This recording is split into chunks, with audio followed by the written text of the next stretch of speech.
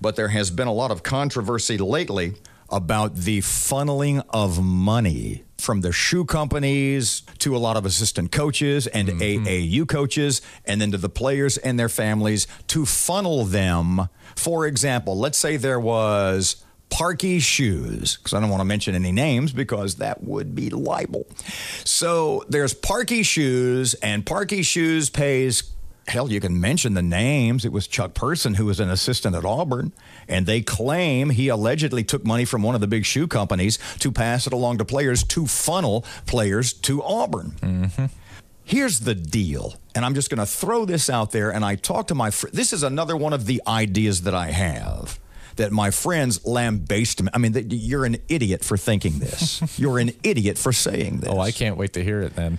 And I said, well, why do you even bother to have all those rules about payment? Look, it's the Ed O'Bannon lawsuit. What is it? Like an Image? Like it? Where Ed O'Bannon used to play for UCLA. And Ed O'Bannon, and he filed his lawsuit against the NCAA, and he's winning at every level, by the way. They had a picture of Ed O'Bannon on the cover of an NCAA video game, and he didn't make a dime. What was his name? The kid from Michigan, Chris Webber? Yes. And he would say he's at Michigan, and he doesn't have pizza money, and yet he goes to the bookstore, and they are selling his jersey with his name on it for $79.95, and he doesn't get a cut. I mean, there is a problem, and it's basically, to a lesser degree, the problem I have with Little League World Series being on TV. It's a whole bunch of people making millions, tens, hundreds of millions of dollars on the backs of 12-year-olds. I mean, basically, Little League Baseball on television, they're the American sports equivalent of Guatemalan kids making shoes. It really, really is. Now, here was my idea as far as college sports. Why just not have no rules? Why just not let the boosters pay? The boosters from every school pay the kids what you think they could get. You're rolling your eyes. I'm listening intently. Okay, let me ask you this. What solved radio's payola and plugola problem? I don't know. They legalized it. And I'm being totally serious. I've worked at radio stations. I worked for program directors who weren't going to add a record. I was in Cleveland the first time, mid-'70s. I'm not going to mention the guy's name. He said, I'm not adding record X until record company comes through with $10,000 in cash and cocaine.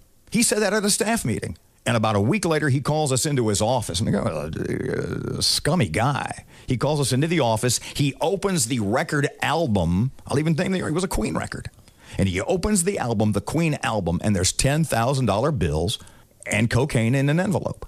Jesus. Now, the way radio solved that problem is they legalized it. Basically, in radio now, everything is legal as long as there is a paper trail. As long as it's above board. As long as you keep records of who's getting what they're paying, and what you're doing to get it. So if new artist Matt Parker is coming along, and record company X or Y or Z comes to one of the radio stations anywhere in America and says, we're pumping this artist, we want you to play it. And you say, oh, why would I do that? And they say, well, you got a promotion coming up. How's about we give away a trip for 4 to Hawaii? And we'll save you 10 or 15 or 20,000. We will pay for your $20,000 major ratings period promotion. And radio station. And this is happening everywhere. Don't be fooled. This is everywhere.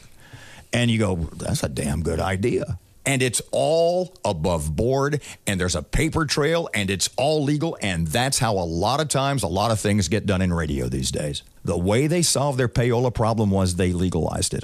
What if, because look, if the boosters could suddenly pay athletes, nothing much would change. All the schools that win are still going to get the best players because they have the richest boosters anyway. Duke, North Carolina, Kansas, Texas, Oklahoma, Alabama, LSU. Depending on the sport, I'm telling you, the solution to corruption in college athletics is to do what has happened in broadcasting. This may be the best dumb idea you've ever had. It ain't a dumb idea.